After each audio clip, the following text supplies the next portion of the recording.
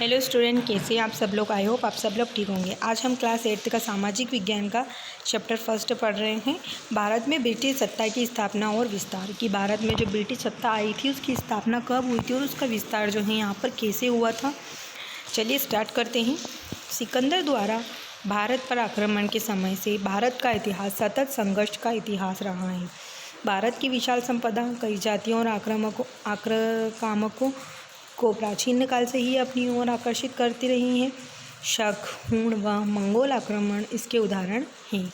इन पर आक्रमणकारियों में बहुत से या तो आक्रमण के बाद पराजित होकर वापस चले गए अथवा यहाँ के सामाजिक और सांस्कृतिक जीवन में घुल मिल गए। मुगल आक्रमण के बाद भारत के बहुत बड़े भूभाग पर मुगल राज्य की स्थापना हुई। मुगल काल में मुगल राजपूत, मुगल सिख और मुगल मराठा युद्ध भी हुए। मुगलों के पश्चात यूरोप की शक्तियाँ भारत आई। पुर्तगाली, डच, अंग्रेज और फ्रेंच उनमें प्रमुख थे। व्यापार के पश्चात अपना अपना राज्य स्थापित करने के लिए इनमें संघर्ष चलता रहा। अंततः भारत के बहुत बड़े भाग पर अंग्रेज़ों की सत्ता स्थापित हुई तथा देशी रियासतों से संधियाँ कर उन्हें उनमें मिलाकर संघर्ष किया। इस संघर्ष में जो है संध्या कर उन्होंने अपनी सर्वोच्च सत्ता के अधीन कर लिया। स्वतंत्रता प्राप्ति के लिए अंग्रेजी शासनकाल में सभी ने मिलकर संघर्ष किया। इस संघर्ष में भारत की जनता ने सक्रिय भाग लिया और अंततः 1947 में स्वतंत्रता प्राप्ति की। आगे के अध्यायों में हम भारतीयों द्वारा स्वतंत्रता प्राप्ति के लिए किए गए संघर्ष का अध्ययन करेंगे। लेसन में अपना आता है नेक्स्ट, भारत में यूरोपीय व्यापारिक कंपनियों का आगमन। 15वीं शताब्दी के यूरोप में घटित हुई कुछ घटनाओं, कस्तूनतूनिया पर तुर्कों का अधिकार, पुनर्जागरण आंदोलन, वैज्ञानिक एवं औद्योगिक क्रांति तथा भौगोलिक खोजों के प्रति आकर्षण ने भारत एवं पूर्व के देशों के प्रति यूरोपीय लोगों को एक नया आकर्षण उत्पन्न किया। यूरोप में हुई व्यापारिक और औद्योगिक क्रांति ने वहाँ के व्यापारियों को नया बाजार तलाशने के लिए विवश कर दिया। पूर्व के लिए नवीन मार्गों की खोज का बड़ा कोलंबस, वास्को डी गामा जैसे प्रसिद्ध नाविकों ने उठाया। कोलंबस 1492 में अमेरिका, बार्थोलोमियो डाइस 1987 ईस्वी में आशिया अंतरिप तथा वास्को डी गामा 1491 ईस्वी में भारत के पश्चिमी समुद्र तट कालीकट पहुंचा। कालीकट के राजा जमोरिन ने उसका स्वागत किया। भारत में पुर्तगालियों का आगमन। 1498 में वास्को डी गामा के भारत आगमन ने यूरोपीय व्यापारियों के लिए भारत का द्वार खोल दिया। यूरोपीय व्यापारियों का भारत के राजा महाराजाओं ने भिन्न भिन्न कारणों से स्वागत किया। भारत में व्यापार के लिए सर्वप्रथम पुर्तगाली व्यापारी आए। वास्को डी गामा के भारत आगमन से दोनों देशों के मध्य व्यापार के क्षेत्र में एक नए युग का आरंभ हुआ। 1500 ईस्वी में 13 जहाज़ों के बड़े बेड़े के साथ पेड्रो अल्वारेज कैब्रल भारत पहुंचा। ने भारत में कालीकट, गोवा, दमन, दीव एवं हुगली के बंदरगाहों पर व्यापारिक कोठियाँ स्थापित की।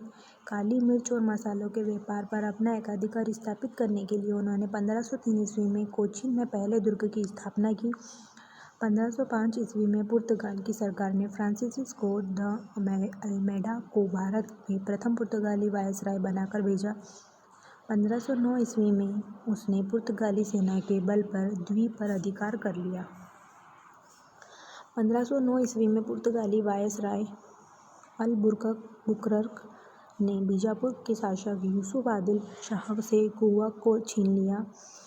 धीरे धीरे पुर्तगालियों ने दमन, साल्सेट, बेसिन, मुंबई, हुगली तथा सेंट टॉम पर भी अधिकार कर लिया। इस प्रकार 1515 ईस्वी तक पुर्तगाली व्यापारी भारत के साथ न केवल व्यापार पर एकाधिकार प्राप्त कर चुके थे वरन उन्होंने भारत समुद्र तटीय क्षेत्रों पर अधिकार करके प्रशासन करना भी आरंभ कर दिया था। भारत में डचों का आगमन। डचों हॉलैंड के निवासी थे।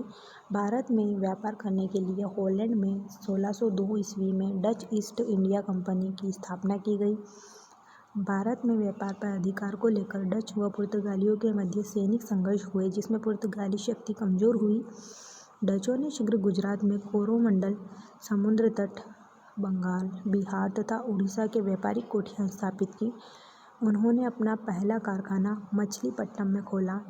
डचों ने भारत के साथ मुख्यतः मसालों, नील, कच्चे रेशम, शीशा, चावल एवं अफीम का व्यापार किया। डचों की प्रमुख फैक्ट्री पुलिकट में थी, जहां वह स्वर्ण मुद्रा पगोड़ा को ढालते थे। डचों ने भारत में स्वर्ण मुद्रा चलाई, जिसका नाम पगोड़ा था। जो डचों थे, ईस्ट इंडिया कंपनी की स्थापना जिसने की थी, उसने स्वर्ण मुद्रा चलाई भारत में, जिसका नाम पगोड़ा था। अंग्रेज ईस्ट इंडिया कंपनी के साथ आगमन से डच कंपनी के व्यापार को धक्का लगा। 1759 ईस्वी में अंग्रेजों तथा डचों के मध्य वेदरा का युद्ध हुआ, जिसमें डच पराजित हुए और उनकी शक्ति एवं व्यापार को अत्यधिक धक्का लगा। धीरे धीरे डच ईस्ट इंडिया कंपनी की शक्ति भारत में समाप्त हो गई। भारत में अंग्रेजों का आगमन। अन्य यूरोपीय जातियों की भांति अंग्रेज भी भारत के साथ व्यापार के इच्छुक थे। इंग्लैंड के प्रमुख पूंजीपतियों द्वारा 31 दिसंबर 1600 को ईस्ट इंडिया कंपनी की स्थापना की गई। इंग्लैंड की महारानी एलिजाबेथ प्रथम ने उसे 15 वर्षों के लिए एक चार्टर द्वारा व्यापारिक एकाधिकार प्रदान किया। 1608 में कैप्टन हॉकिंस के नेतृत्व में प्रथम अंग्रेजी जहाजी बेड़ा भारत पहुंचा। उस समय मुगल सम्राट जहांगीर का शासन था। फिर है उसके बाद भारत में फ्रांसीसियों का आगमन।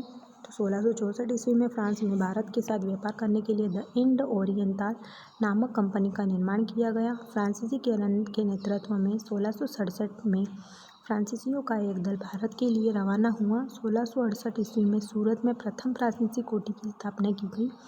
इसके बाद 1669 में मछलीपट्टनम में, 1673 में पंडुचेरी में एवं 1690 और 92 में बंगाल के चंद्रनगर में फ्रांसीसी कंपनी ने अपनी व्यापारिक कोठियाँ स्थापित की। फ्रांसीसी कंपनी ने पांडुचेरी में सामरिक दृष्टि से महत्वपूर्ण फोर्ट लुई किले का निर्माण करवाया। 1740 तक कंपनी का एकमात्र उद्देश्य भारत से व्यापारिक लाभ प्राप्त करना था, किंतु 1740 के बाद कंपनी ने भारत की राजनीतिक परिस्थितियों से लाभ उठाने का निश्चय किया।